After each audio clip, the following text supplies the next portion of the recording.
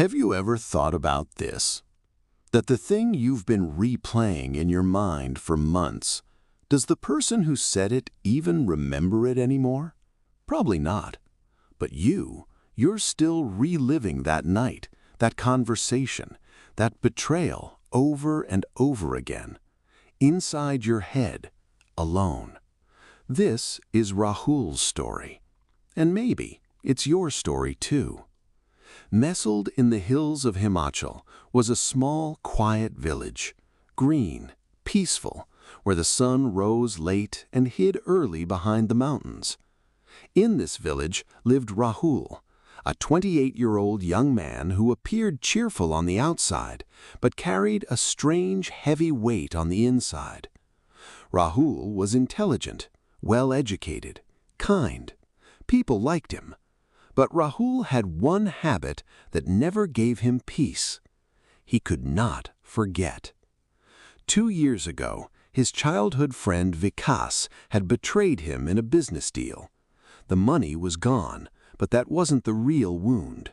It was the broken trust that cut the deepest. Ever since, Rahul would replay the same conversation every night. Why did I trust him? I wish I hadn't said that back then. If only I had been a little more careful. And it wasn't just Vikas. If someone cut him off on the road and yelled at him, Rahul would think about it for 3 days straight. If a relative made a sarcastic comment, Rahul would replay it in his head for weeks. If a presentation at work failed, Rahul would analyze it for months.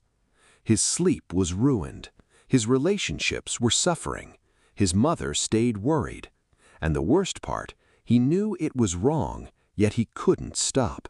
One autumn morning, an elderly monk arrived in the village, Master Anand.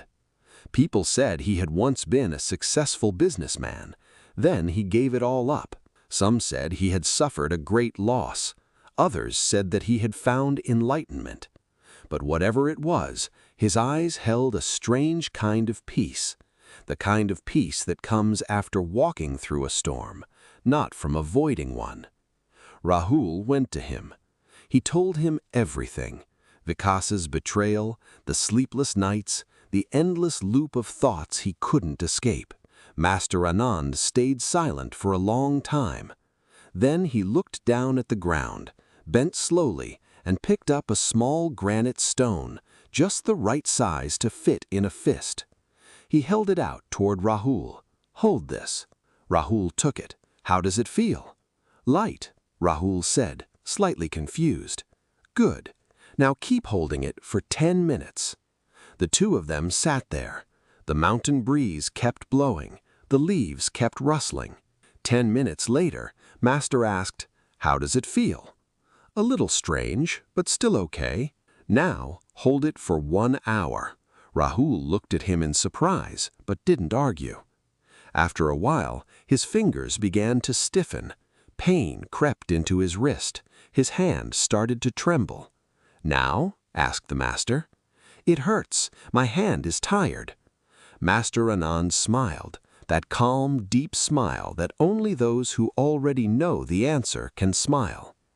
"Now imagine you've been holding it all day, from morning till evening." Rahul closed his eyes. He thought about it. "My hand would go numb. I wouldn't be able to do anything else. I couldn't even eat. And by night, my hand might be permanently damaged." "And if for a whole week," Rahul said, "there might be permanent damage." Master Anand spoke quietly. "Rahul, the weight of this stone never changed. It was the same in the first minute as it is now, an hour later. The stone didn't change. So what did?" Rahul paused. "Time. How long I held it." "Yes," said the master. "And the pain in your life works exactly the same way. What Vikas did, it happened. That event is only as heavy as it is. But you've been holding it for 2 years, every night, every morning, in every moment when you should have been happy. The pain from the stone doesn't come from the stone. It comes from the time you keep holding it." Rahul's eyes filled with tears, because for the first time someone hadn't told him everything will be okay. For the first time someone had told him that the pain was in his own hands. The master continued, "Learn from experience. Every wound is a teacher, but once you've learned the lesson, let the teacher go. You don't lock a teacher inside a classroom and carry them everywhere with you, do you? Those who cannot let go cannot move forward. Forgiving isn't for the other person, it's for you, so that you can put down the weight." After that day, Rahul changed. Not in one day, not in 1 week, but slowly. He began a small practice. Whenever a negative thought arrived, Rahul's face, that conversation, that night, he would acknowledge it. He wouldn't run from it. He would tell himself, "Yes, this happened. It was painful. It taught me who to trust and how. Now I let it go." And then he would deliberately return to the present. He would taste his food. He would look at the mountains. He would have a real conversation with someone. Gradually, his mind began to understand this loop is pointless. Nothing comes from it. Months later, his mother asked him one day, "Rahul, you've changed. What happened?" Rahul smiled. He said, "Mom, I learned to put a stone down." Psychology research shows that chronic overthinking, especially about past events, is directly linked to anxiety, depression, and poor decision-making. We think the more we think, the better solution we'll find. But the truth is, rumination doesn't solve the problem, it only extends the suffering. The mind is like a computer. If 50 old files keep running in the background forever, there's no RAM left for new things. So, learn from every experience, no matter how painful. Forgive for yourself, not for others. Let go, not because it doesn't matter, but because you matter more.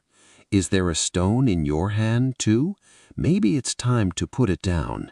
If this story touched you, share it with one person who needs it today.